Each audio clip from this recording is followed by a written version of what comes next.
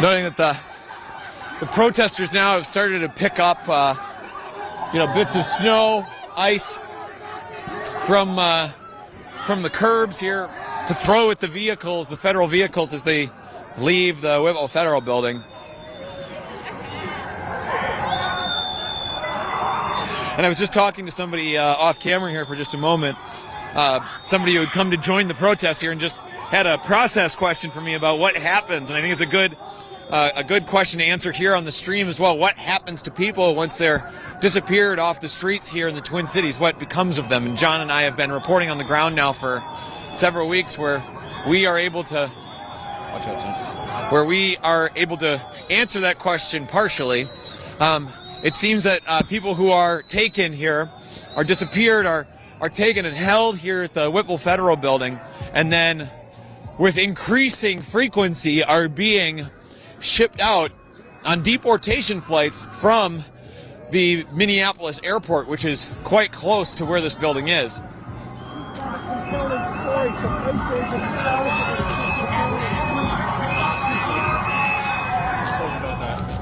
So what's your name? Sky. Sky? Nice to meet you. My name is JT. I can't, my hands are fucked up. Yeah, okay. You don't have to. Okay.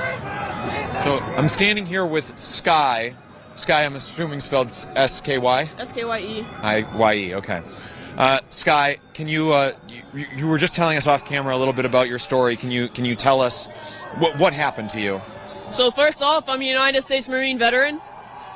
We were following them from a safe distance. Following ICE agents? Yep, following ICE agents. They stopped in the middle of the road and reversed on 62. They tried to ram our car. They tried to get us into a bottleneck. Once I saw a police officer from Mendota Heights, I tried to wave them down, and they funneled us straight into ICE's hands. Once in ICE's hands, they broke my window. They yanked me out by my neck. They threw me to the ground. They stomped on me. They pushed my face into the ground. They put the cuffs on as tight as possible to the point where it took 6 agents to try to get them off. What let you talk about the local law enforcement working with the federal government to kind of funnel you in? What was the lead up when they get out of their vehicles, presumably, or were they didn't get out. They drove their vehicle towards mine until ICE surrounded mine. Okay, so they surround yours, and then they come up, they break. And then the cops went into a parking lot. They pulled off to the side, and they watched the DHS and Homeland Security and whoever else it was assault me. And they listened to me scream for help. Like, what I'm trying to get to is, like, did they say anything to you before they broke the window, or was it immediate? No, it was immediate. Immediately They said, get out of the fucking car, or we're taking you. Had they stopped you at all before that? Had you had any reason to believe that you were about to be targeted before that? They put their lights on, but they don't have any jurisdiction. As women, we're told to go to a well-lit area where we can make sure that we're safe and we're not going to be attacked by armed thugs. So we were trying to comply with what we've been taught our entire lives as women. I'm getting like the sense of emotion off of you right now. Like, can you walk me through, like, what are you feeling in this moment? This is not the country that I gave my life for. I took an oath, and it's the oath that they're spitting on and stomping on. And this isn't Germany. They're Nazis. They're Gestapo. They think that they're above the law. They don't care. What was your intention when you're out there following them? Are you out there to document what they're doing, to warn your friends and neighbors? Is that that ICE is in your neighborhood? Like, is that what you were out there to do? They shot my neighbor in the face this week. That's what I'm out there to prevent. So you're directly inspired by what happened? Keith Porter, Renee Good, all of the above. Okay, so they break the window, they haul you out. They're stomping on you. They're beating you. As they're doing this, are they saying anything? Yeah, they were calling me a bunch of derogatory names, calling me it. They tried to break my ankle. When he turned my ankle all the way around, I screamed, and he said, "Yeah, I bet you fucking like that, don't you?" Was there anyone else around you to witness what happened to you? There was a maroon sedan that turned right onto the street that I was being assaulted on, and they had their phones out. They shoved my face into the ground after that so hard I couldn't even breathe. Do you get the sense that the agents, as they're doing this, like, they're enjoying it? Yeah, they're enjoying it. They're enjoying it. They are 100% absolutely enjoying it. Sky, I'm gonna have us move off to the side just because a car is coming through here. Oh, this is Daria, I think. This is our ride. Oh, your ride. Yeah. Your ride is here. Well, I don't know. I imagine that you're gonna. No, it's not. Oh, okay. Not your ride. All right. Same car, different person. Got it. So Sky. Jolly Ginger. Hey, come here. So they're enjoying what's happening to you. Do you get the sense that they would have been at all cowed if there would have been more Absolutely witnesses? Not.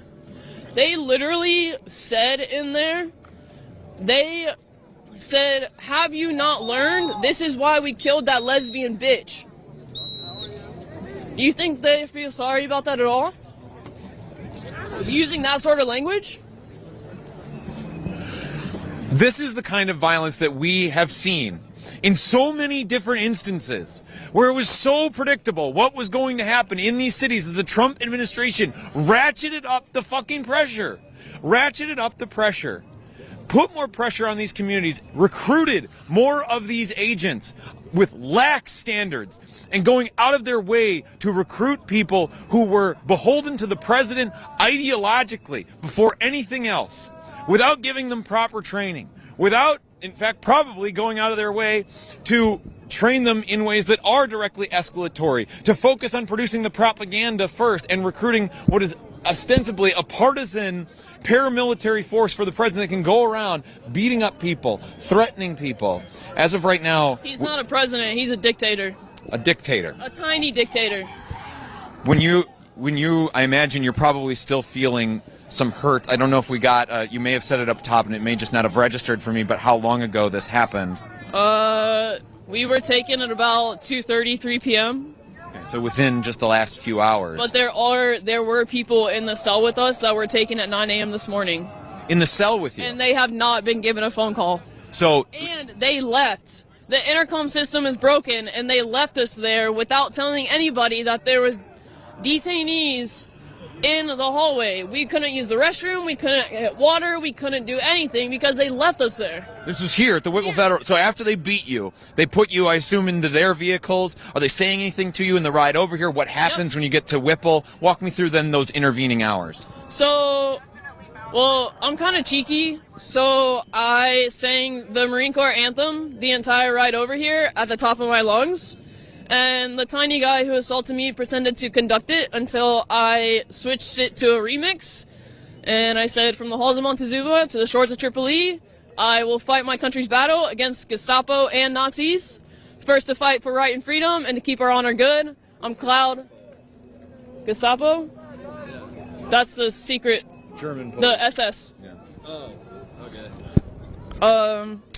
Why Yep. would you be fighting against them? Shut up. I'm serious. So, all right, apologies for that interruption there. So you're singing, you're continuing to protest despite all of that force that you were met with, showing that you're going to keep demonstrating against this administration, continue your resistance in the ways that you can. You arrive here at the Whipple building, and then what? And then they pulled me out of the car again. The tiny man that assaulted me stayed with me and assaulted me some more, shoving my head into the brick wall, kicking my legs out from under me. He wrenched my arm almost, when I was in handcuffs, almost over my head. Sky, this is all so fresh for you still, I know. But have you given any consideration to trying to enact some justice for yourself in this moment, in maybe in the days and weeks to come, like trying to hold some of these agents accountable for what they've done? I told the agent that assaulted me, I'll be at his Nuremberg trial. Is that what we need here in the United States? 100%. I told him I would be at his trial, and that the revolution The revolution has never lost. You can't kill us all. Describe to me what Someone just came out of detainment. They have been in there since 9 a.m. this morning, and they have not been given a phone call. It's been horrible for them. So yeah, well, and I want to talk to them too, but Sky, I just want to give you like your kind of last like 2 cents here, and then I want to step off to the side just to give you my card and stuff so we can continue to follow up with you. But I want to start, or I want to end by going a little bit broader than just what happened to you. And what I always emphasize in like the reporting that we do is, you know, it's easy. You know, we present, you know, one case of cruelty and then another case of cruelty, and after a time it kind of can build up, but you have to, you know, I keep telling people you have to recognize that it's not just your case. If it's happened to you, it's happened to others, and it's not just happening here in Minneapolis, it's happening in cities across this country. You start to talk about hundreds, thousands, tens of thousands of cases of abuse in this country to try and make this country whole after the fact. You talked about trials. Is there anything else that you feel like you need to see to begin to feel like justice is being done, not just for you, but for the country as a whole? I need the sheriff of Hennepin County, Dewana, to stop lying to my face and saying that you are on the side of the people. You are not. You stand there with a blank look on your face. You are a black African-American woman. These are your people. You are an elected sheriff. And just to underscore what she's saying there, it's been the Hennepin County Sheriff's Office that's been providing a lot of the de facto security for ICE agents as they've been conducting these operations for the last many weeks, months here in the Twin Cities area, that when ICE agents are surrounded by counter-protesters who are demonstrating against an ICE operation, it is the Hennepin County Sheriff's Office that has come to clear the streets and allow the ICE agents to leave, including with the people that they have abducted. Sky, thank you very much for your time and for reliving with that for us. The last thing that I want to say is that I took an oath. It's not over yet. Thank you very much, Sky. I appreciate it. John, will you take this for just a minute? Yeah, just one. Let me go see. JT, look me over You guys there. by chance find a black? Oh, there was. Yeah, what's up, brother? Yeah, that was me, the one who got me strapped with him. My hat came off. I don't know who took it though.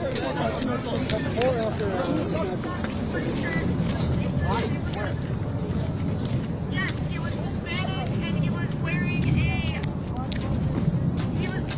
No, but he was wearing a mask that had like on it. I could pick him out if I saw him, but like, yeah, he had no tattoos or piercing. You were just detained in there right now? For 7 hours, yes. Huh?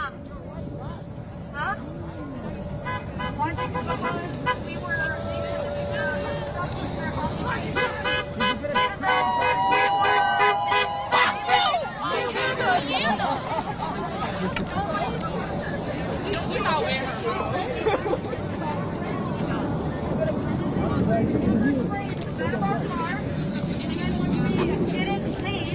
we would have had to like turn around. When we didn't do that, they came back, they broke the glass, they took us, they arrested us, and that's when he said in the car that you guys gotta stop obstructing us, that's why that lesbian bitch is dead. What? About Renee Good.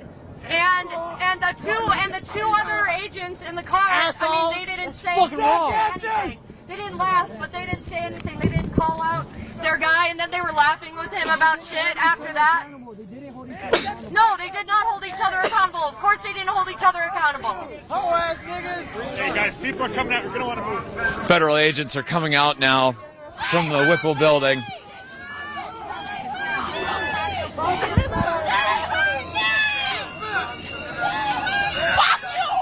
John and I are moving back here across the street, as are the demonstrators.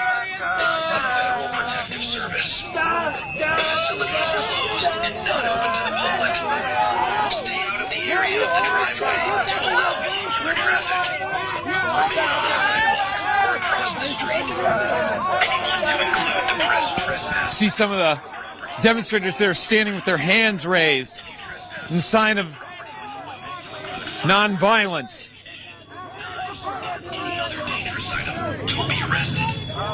As a warning plays out over the loudspeakers here.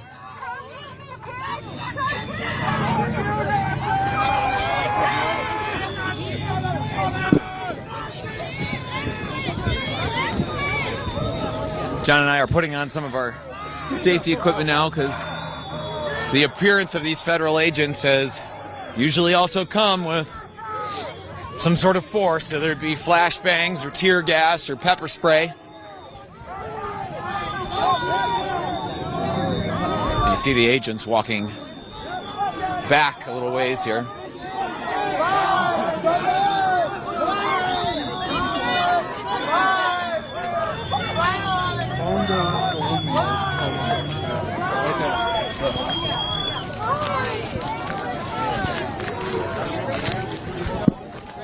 Brandon's still in there, but he was gonna come out after me, and I wanna. Can I give this to somebody? I can take it. I don't know whose it is, but here's your things. Thank you. Of course. I'm Patty. My name's JT. I'm a reporter. Would you mind if I interviewed you really quick? I'm with Status Quo. Sure. We just I interviewed will Sky. find out. Oh, sure. I do want to just make sure that I can see if my friend, who is up there with do you me, want to is move coming. somewhere else? We can. Or just like in a little bit better.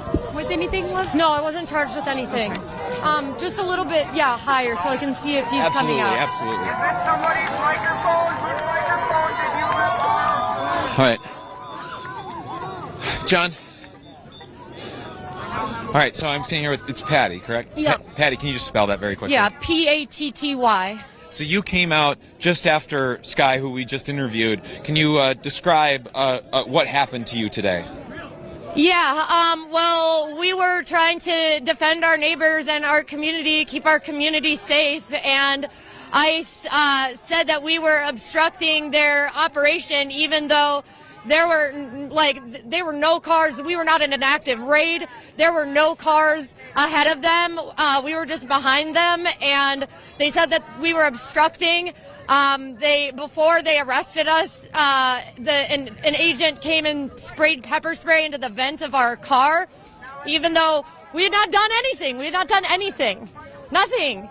And then they came back, broke the windows, took us out of the car, arrested us, and then the driver of the car, the same one that sprayed the pepper spray in, proceeded to say, you guys need to stop, obstructing us. That's why that lesbian bitch is dead. And they were talking about Renee Nicole Good. And I was speechless in the car. I didn't cry then, but I cried once I got in there, and I've been telling everybody in there that that's what happened. And then, we were held in there for 7 hours, went to the bathroom a few times, saw many people in there, many likely immigrants, and men and women. We heard people screaming, "Let us out! Let us out!" Heard crying, and also from the staff in there, just like this is just our everyday job. They're going about it and talking, having small talk with their coworkers, laughing. It's a really surreal and weird scene. And it was a very strange thing to be subject to. And I cannot comprehend that there's even more agents that are coming now. How can they think that is anything but an escalation? And how can they not know that that is only going to make things worse? But yeah. Patty, was there anyone else in the vehicle besides you and Sky? Yeah, Brandon. Another, okay. Yeah. So the three of you are there. Sky and I weren't in the same vehicle. That was another situation. That was another. Got it. Okay. We were in different locations. Okay, got it. Just the association of you two being released at near the same time. Yeah, Sky and I were in the same cell in there for a couple hours. So, okay, and then you just walked us through your story. Thank you very much for that.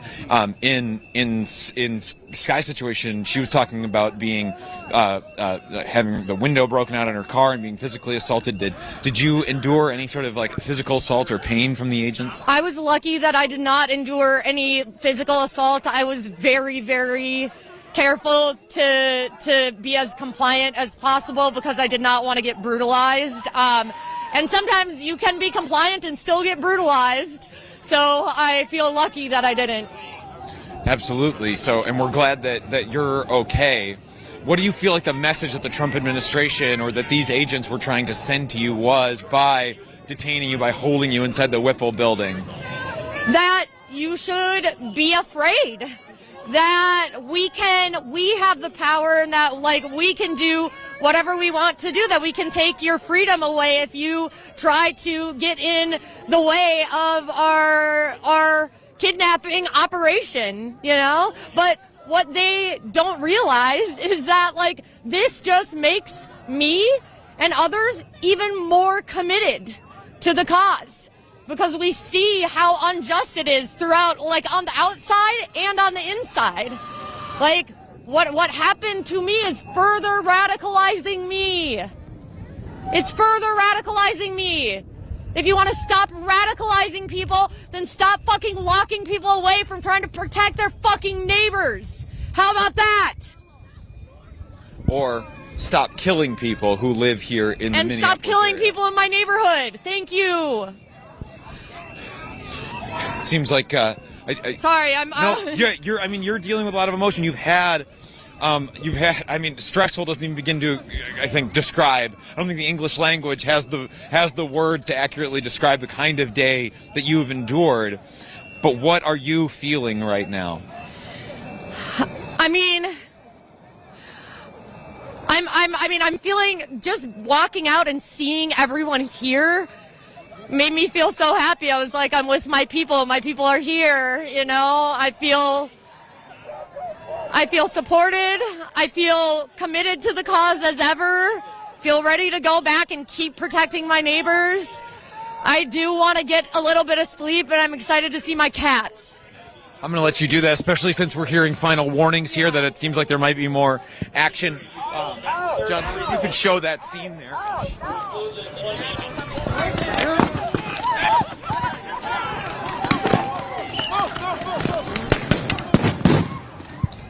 We're hearing flashbangs go off. Hearing flashbangs go off. Tear gas has been deployed here outside of the Whitwell Federal Building.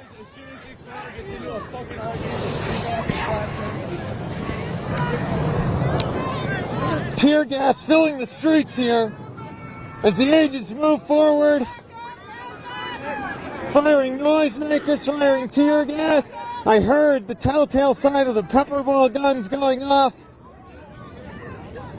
I got hit with something. My leg is hurting. Yeah. Where'd you get hit, John? My leg.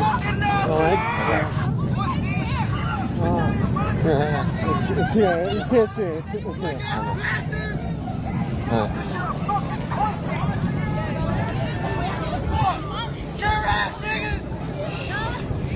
here. You see how abruptly they deployed that force, how fast it happens. They say, this is your final warning. And as soon as they finish saying, this is your final warning, boom, it immediately happens.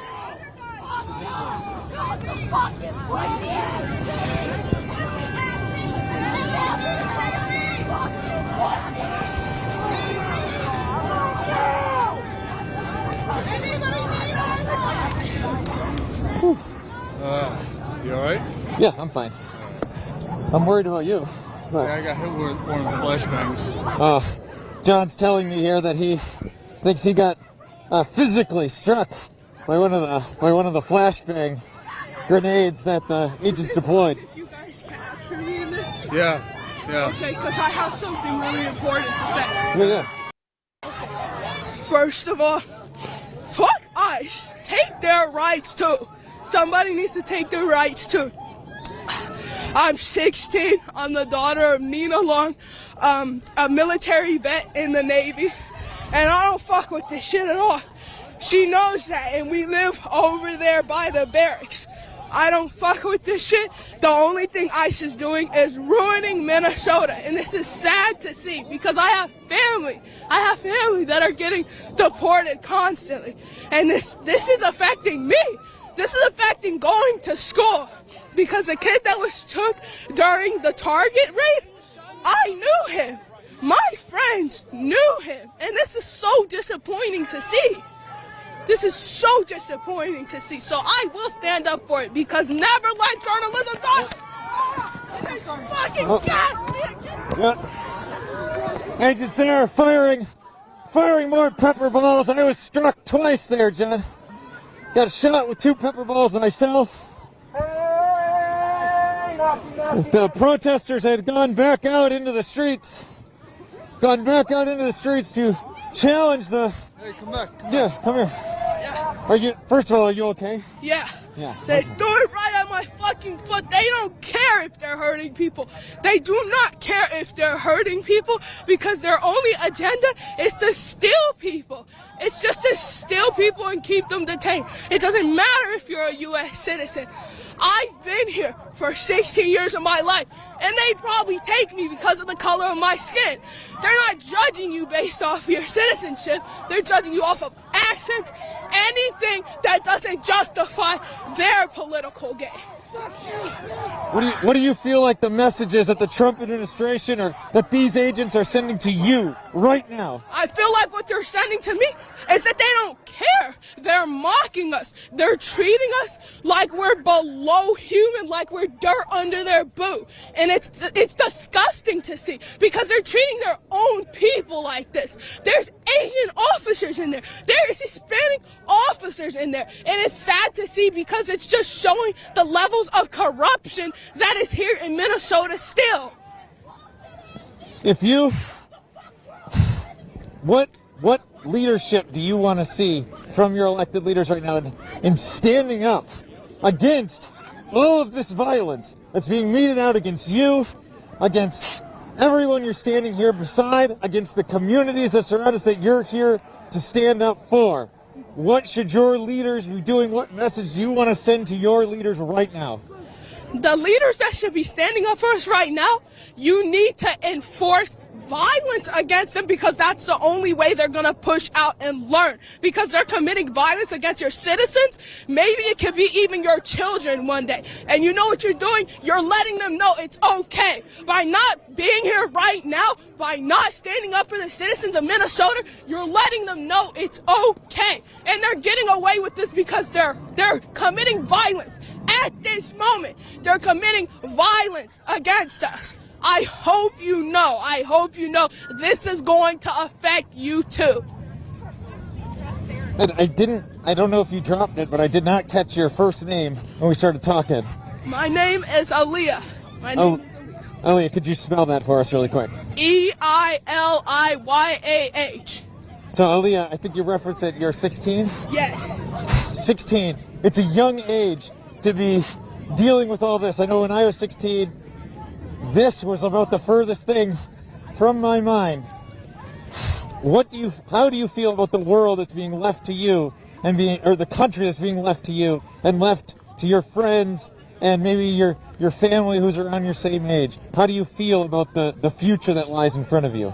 I feel like our future, this political and the economic state of the world was not built for us. It wasn't built for us because it's constantly being ruined by things like this. When I was around 8 years old, I was protesting the shooting of Philando Castile with my mother. And now I'm 16 and I'm protesting here against ICE because this is wrong. This is wrong on so many levels, against so many marginalized communities. And I'm going to say this was not built for us. This future was not built for us. 16 years old, has already been protesting state violence for years. Do you feel like you have really gotten to live a childhood at all?